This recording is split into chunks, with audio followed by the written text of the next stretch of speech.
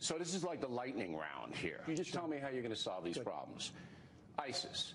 How are you going to defeat ISIS? I would hit them so hard. I would find our proper general. I would find the Patton or the MacArthur. I would hit them so hard your head would spin. Now remember, and I sent you the document, I said in 2004 we should not go in and do that whole thing with Iraq. It was a disaster because I said that Iran will take over and it'll totally destabilize the Middle East.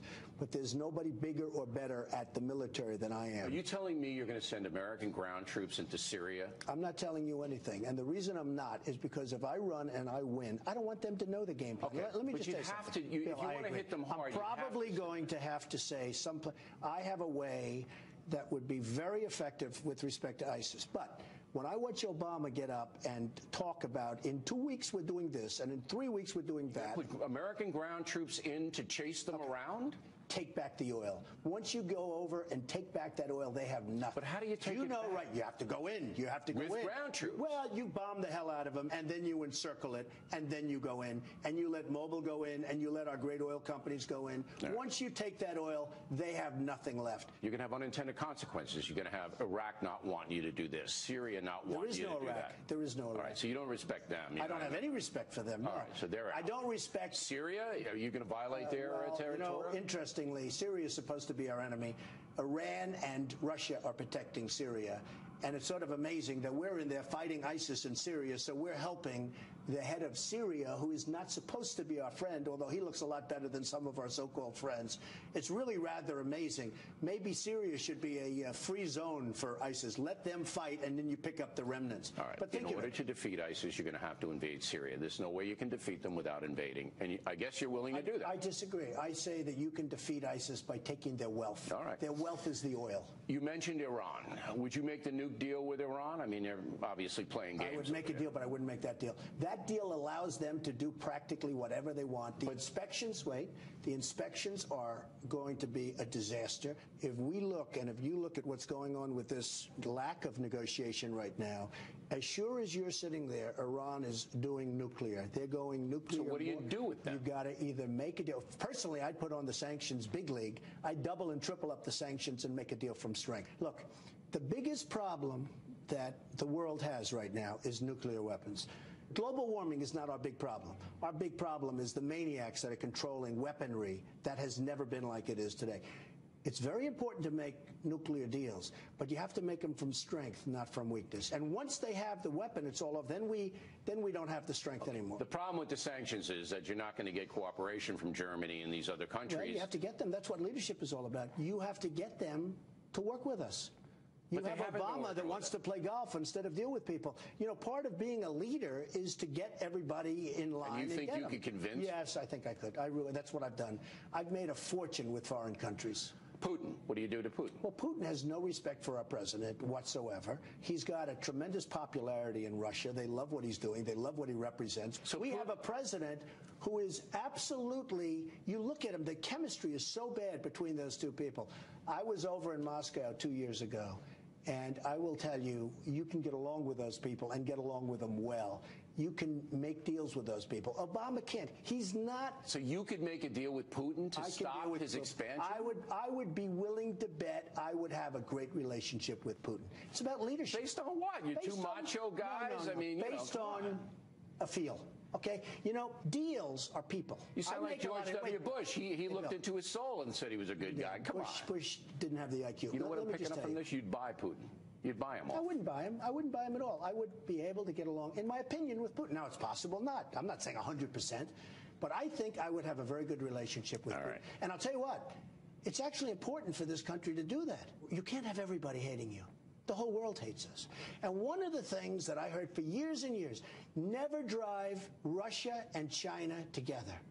And Obama has done that. Okay. I actually laughed when you said that you're going to build this giant wall from San Diego to Brownsville and the Mexicans are going to pay for it.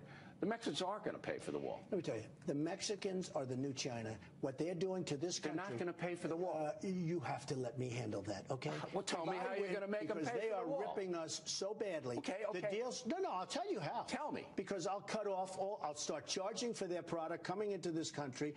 Mexico is living off the United States. So you try to strangle them economically unless they pay for the wall? They will pay for the wall. And the wall will go up, and Mexico will start behaving.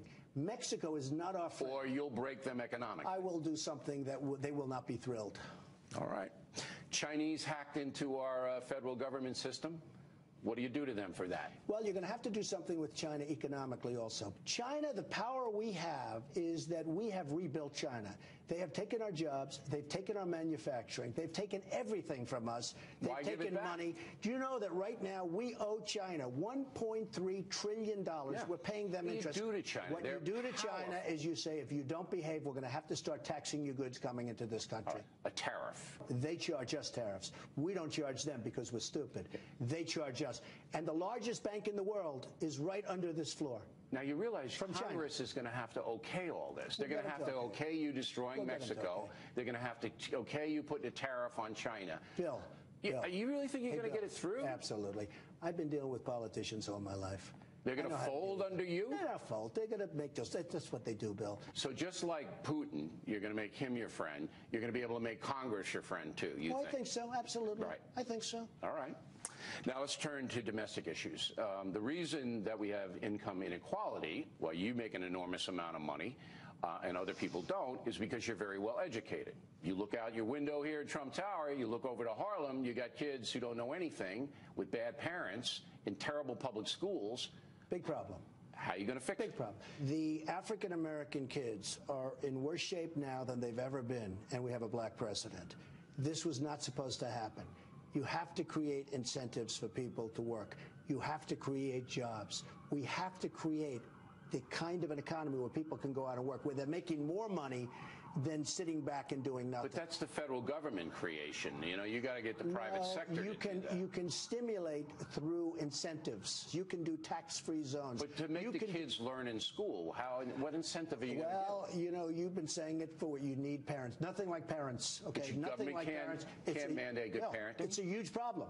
I would sit down with the best and the brightest. I also happen to think it's one of the most difficult problems that we have. But we have a president that, in theory, should have been focused on this, and I'm sure he cares about it, but he certainly did a poor job, because if you're an African-American youth right now, you're in worse shape than you practically ever were in the history of this country. The culture is driving that. It's a tough culture. Hillary Clinton, first woman president. War on women. You're gonna walk right into that? Well, I laugh when I see it. I was watching her talking about income inequality. That can be beaten. That can be beaten very. All you have to do is take a look at her donor list. But if you attack her, you're going to be anti-women. It's all right, and that's you know what? And maybe I don't win for that reason, but maybe I do. Final question: your Republican rivals, they're going to come after you. You know. It's okay. You don't really take criticism all that well. You lash back. Yeah, I lash back. Yeah. Why wouldn't I lash back? You know? Well, now the president is supposed to have some kind of elevation, you know, where you have to overlook some things. You're not real good at that. Well, I get things done better than anybody. All right. Are you going to slash and burn through this Republican field? Well, I don't have a lot of respect for many of them, and I can tell you. Anybody you respect? No, I don't want to say that, but yes, I do a couple.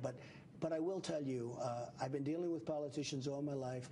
They are all talk, no action, never going to get done. They're controlled by the lobbyists. They're controlled by donors, and they're controlled by special interests. When I tell somebody to do something, I'm not going to get a lobbyist calling me the next day, say, please don't do that, even though it's good for America. You got to go through. You're right, and I've been going through them all my life. All right, you're telling me I've been dealing with them all my life. Okay. I mean, this building was not supposed to get built. This building was supposed to be 18 stories tall, and it's 68 stories tall. All right. I dealt with politicians. The first debate is Fox, and the top 10 on the polling average are going to get in. So you may very well get into that debate. All right, fine. All right, so you're going to be looking at the other 9. Are you going to slash them? Are you going to get up there? Honestly, Bill, I won't be the nicest. I'm just going to be honest. I'm not going to slash them, but I'm going to be honest. They don't have it. They're never going to bring this. So you're going to look Jeb Bush in the eye and you're going to go, Common Core is a disaster, and you're this and you're that. I'm not a big fan of Jeb Bush. The last thing we need is another Bush, okay? Believe me. The last thing we need is another Bush. So you're going to slash and burn. All of my life, they're all talk, they're no action, and they're totally controlled by their donors and by the lobbyists. This country, if we have another politician that includes Hillary, we have another politician, this country's going down.